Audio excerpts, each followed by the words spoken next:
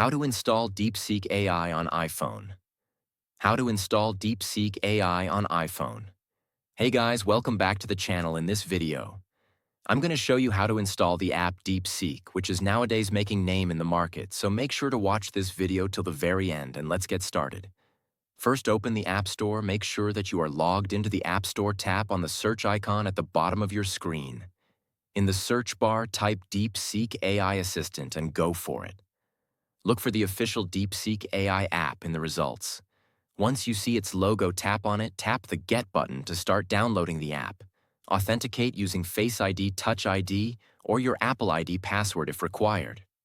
Wait for the download to complete. In my iPhone, the DeepSeek app is already downloaded. Once installed on the home screen of your iPhone, you will see the app on front. Tap on it to open the app. Once it is opened, here's the welcome interface of DeepSeek with login or sign up option.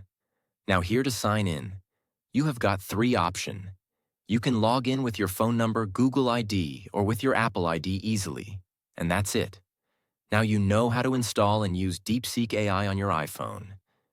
If you found this video helpful, don't forget to like, subscribe, and hit the bell icon for more tech tutorials. Thanks for watching, and I'll see you in the next one, and